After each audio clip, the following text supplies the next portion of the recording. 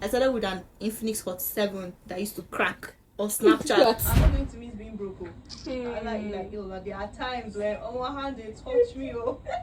Keeping up with the rapid changes that people expect you to just always show up, but you are, you have your own life changes to deal with. Welcome to We Talk with B, the talk show everyone's been talking about, and this is the final year edition, and I am your host, Buki Sunaso.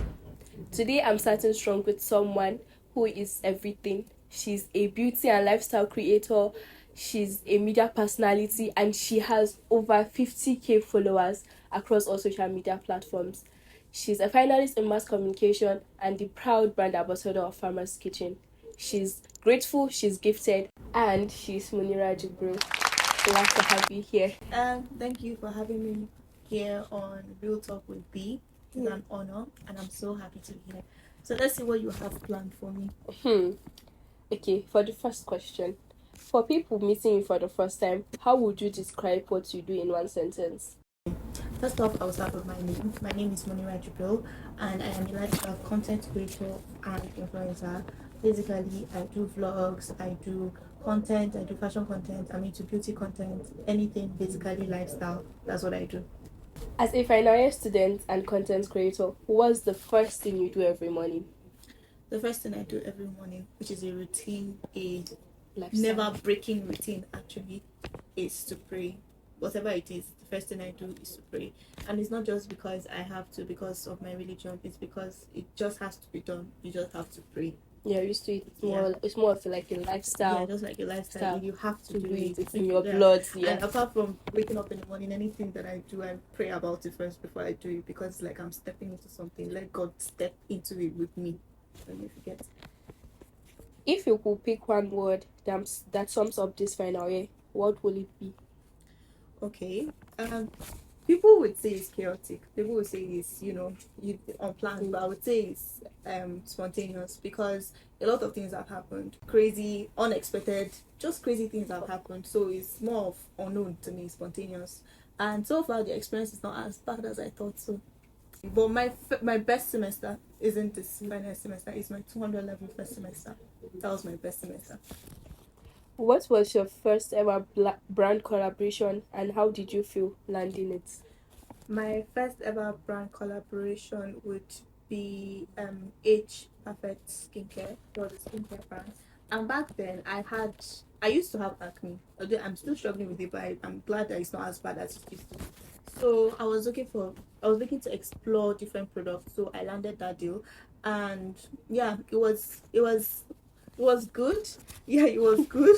But I learned a lot from that deal. Like, it was good. Don't get me wrong, there's nothing wrong with the brand, but you learned some things. I learned some things about working with brands during that process. So yeah, it was more of an eye-opening brand collaboration. But I have to say, there's nothing wrong with the brand. It was just me learning. Yeah, as far you were still new in it. Exactly.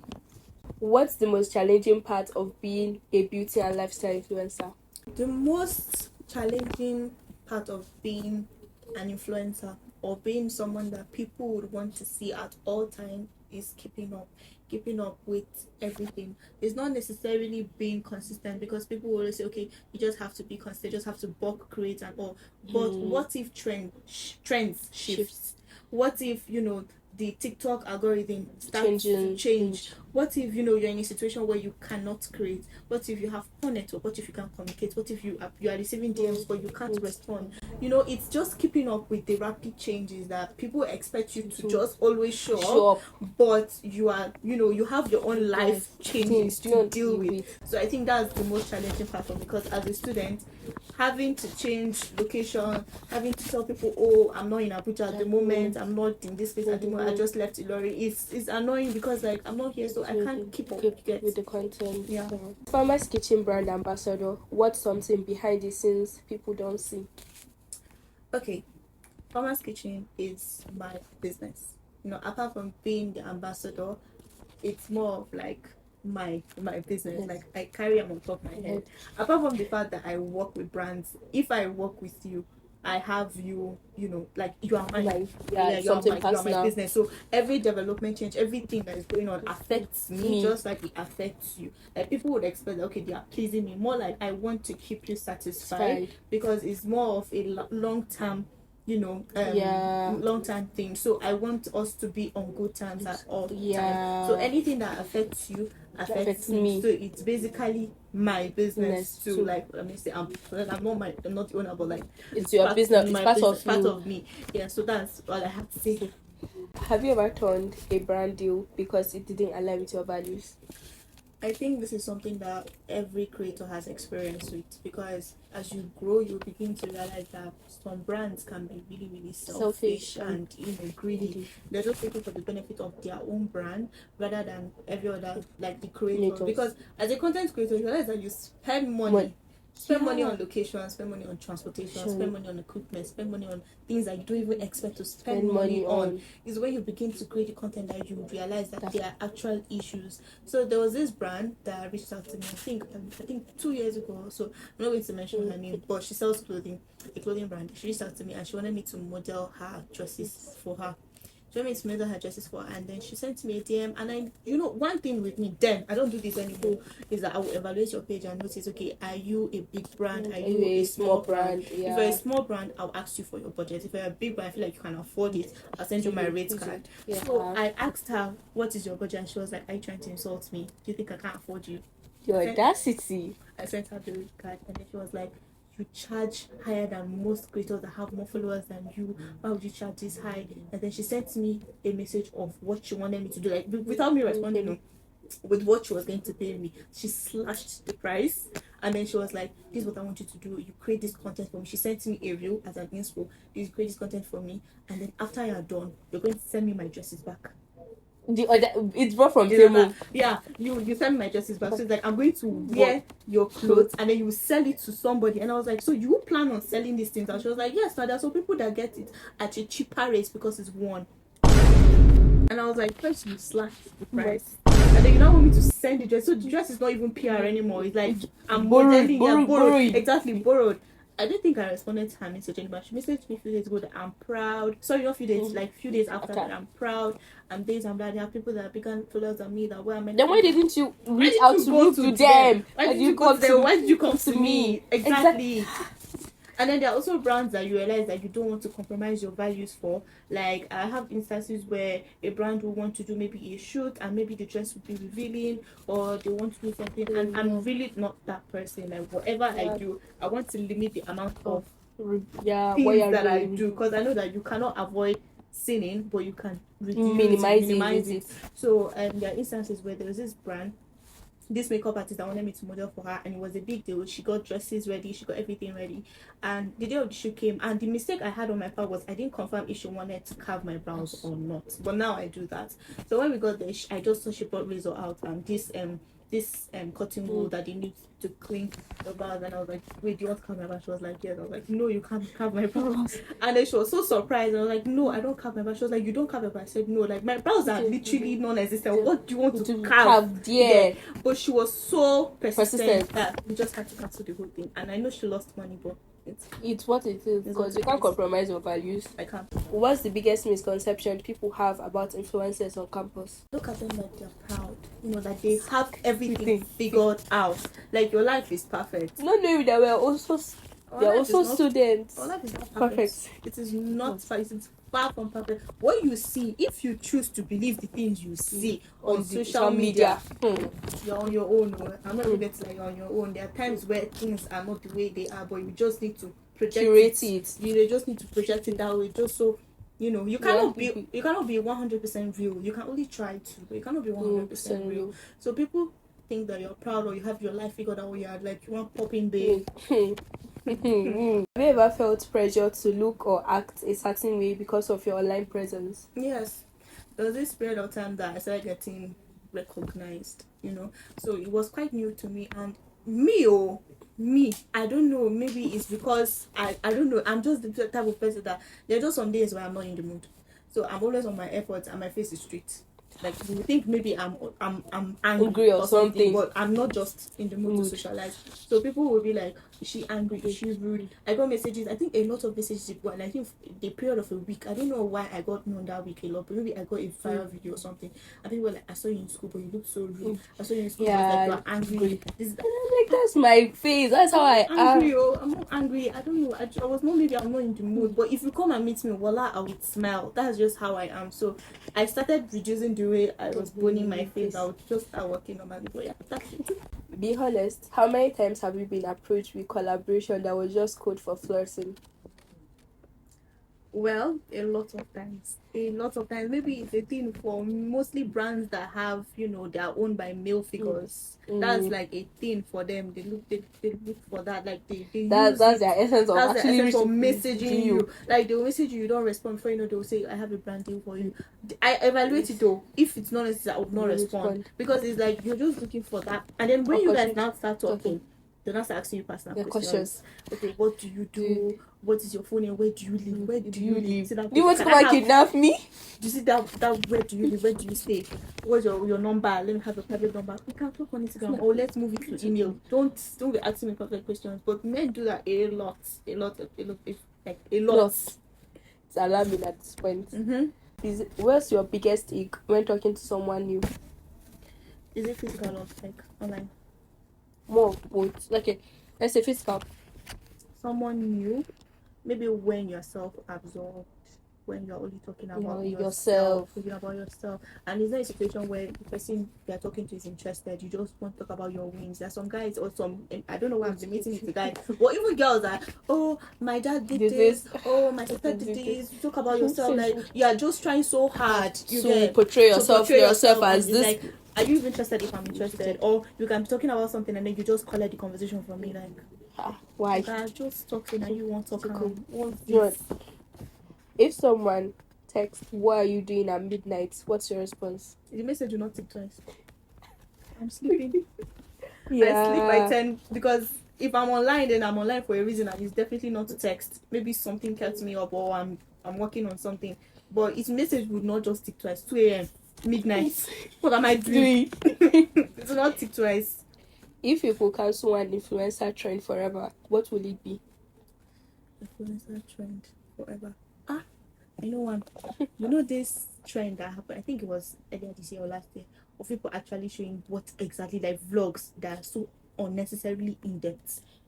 Like people maybe showing themselves brushing or using the bathroom. Yeah, there was this girl on TikTok. I feel like it's unnecessary. Like let's stop. And it's cringe. It's cringe. Showing exactly what you are doing. Like just log the whole. Why exactly are we seeing that part? You get. So I think that's something that I would take off the whole thing. Who is your favorite person? I think that's already obvious. Was self-explanatory. My favorite person is actually my best friend. And she's not just my favorite person. She's like literally like my best person. Like have you seen me without Amina before? Yeah, guys. There's something about you guys. I know your friendship. She's okay. This might be long, but she's literally like the best person you could have as a human being around you. Like our relationship is so smooth, it's so peaceful and healthy that it's just there, Really something people want these days, something you don't get these days. And I would not trade it for anything, any man, nobody. Like literally, she's actually my favorite person. And I didn't think that school was going to give me a favorite person because I've had ugly friendships before. But she actually, like, let me say, my ugly friendship, if that was what I was meant to go through to have our friendship, then I'll do it all over again. What's one thing in student life you are definitely not going to miss? One thing in student life that I'm not going to miss? Yeah. Brokenness. I'm not going to miss being broke. There are times when on one hand they touch me. There are times when things are actually really difficult. I enjoy my course because I feel like that's what I'm already doing. So I wouldn't say it's studying. It's the brokenness. And do you like when a certain amount is in your and you're like, oh, I'm almost broke, and that realization comes. I don't have money and I have spending issues. See, let me tell you something. I have this belief that when you spend money to come back, it doesn't click in my head that I'm actually broke. I'll keep on saying if I want to eat something, wallahi, I I'll will buy spend it the like money. that. I will buy it with that money. It's when I'm broke that I actually realize that, okay, I'm broke. And then But God has me. Money finds its way into my life one way or the other. I need to give that to God. Alhamdulillah. It always finds its way into my life. What's your ultimate red flag in a guy? I think, sorry, my biggest red flag in a guy is a guy that talks too much. Like unnecessarily. You're just talking, you're just blabbing. You're just talking. Like, just start talking about yourself. Like, And it hits more when you're not talking about something that's not meaningful. Like, exactly. Even if it's meaningful, shut up. What is it? You just talk. And you don't know when to stop. Like, when I'm like, you can't even get the, like, okay, I'm not. Yeah, let me tell you, I don't need to share something. I'll stand up and go. I will stand up and go. I don't have strength. You just be talking. Why are you talking? Shut up. Next. What's the proudest moment you've had as an influencer? The proudest moment I've had as an influencer was when I finally got to work with a real estate brand. I've always wanted to advertise houses, advertise cars. When I finally got it, I was so happy. And funny enough, I was in one of the lowest moments in my life that period of time. Things were really, really rough for me. And I was just looking for something to hold. It's like God gave me that to just tell me, hold your body. I've had you, I'm here for you. And I was comfortable. I was in a place where I could shoot. I was with people that could shoot me. My sister was there for me, so my sister shot me. It was just so. And soon after, I was able to change my phone. I was having issues with my phone that period of time. I was able to change my phone. Like, it was just so rewarding, And it gave me exposure. Like, people reached out to me, okay, how much is this house? How much? I was like so happy. Yeah. Do you think social media is more of a blessing or a curse for students? It's a blessing. I'll speak for myself. It gives me money. It gives me money. It gives me. It's not life-changing money, but it holds me. Yeah, it holds me, and it gives you exposure. It makes you meet the right people. It keeps you like in the room where you can actually interact with people that can change your life, and explore. So it is like it's a blessing if you have it. If you use it in a good way. In a good way. And I don't want to use it to like but shame or let me say insult people out there. But if you use it the right way, if you have the right people around you, it's a blessing. It will take you places. What's your favorite drink? Sprite. Wait, we shared the favorite drink. Yeah, I like Sprite too. I love Sprite. I drink Sprite every day. It's alarming at this point. Sprite is my favorite drink. Sprite and Berry Blast. And sometimes malt. But Sprite is actually my favorite. What's your most used app on your phone? It used to be Instagram, then it turned to CapCut. Now I think it's Instagram. I'm always actually on Instagram and TikTok too. But Instagram used to be my daily app. I wake up in the morning after praying, studying anything I want to do. I'll go outside because my poster doesn't have network. I'll go outside and press my phone for like 2 hours. I'll be late for class. What am I doing? She'll be shouting. My friend will be shouting my name from the room and be like, "Come inside." I'll still do what I want to do before I come back inside the room. A word you say too much. It's not a word, it's an exclamation, and I say it too much, and it's not even a good thing at this point because I say it even in like gatherings. I'm like, when you say something that is extreme, it's like, what did you just say? You get like, it's more of like an exclamation. Yeah, like, did that actually happen? You get so it's like. What's the dream brand you would love to work with? I have a lot of dream brands, but I think one that I really, really, really want to work with is a car brand. Like, not just like car, this thing, like, but like Mercedes, Toyota. Inshallah. I know it's quite far-fetched, but we have to dream big to actually do things that big. Yeah. And a more shorter span thing is like maybe, Coke does this campaign where every year they reach out to creators. So I'm hoping to be in the next campaign. Hopefully, Coca-Cola is the next brand. And finally, what's one piece of advice you give a younger student who wants to start content creation while in school? Yeah, I think one valuable advice that I would give anybody, not even someone in school, anybody, is to start with what you have. You don't need to have the best lighting. You don't need to have the best phone. You don't need to have the best background. Forget all those things that I mentioned about restrictions. Wherever you are, like just adapt. You get how she blew up with her background and all. Yes. There are people with poor background. I don't know if you know this Changer. That okay, you might not know her. Changer on TikTok. She had poor camera. She had poor background, everything, but she blew up. Like literally, just start with what you have. I started with an Infinix Hot 7 that used to crack or Snapchat. What? And now at least I'm not where I am. I'm not holding the biggest phone, but my phone's camera quality is beautiful, and I'm hoping to upgrade it very, very soon. So just have it, whatever it is that you have. You don't know where it will lead you to. And that's a wrap. Thank you, Munira, for answering those questions so beautifully, and I love your personality, by the way. Thank you for having me.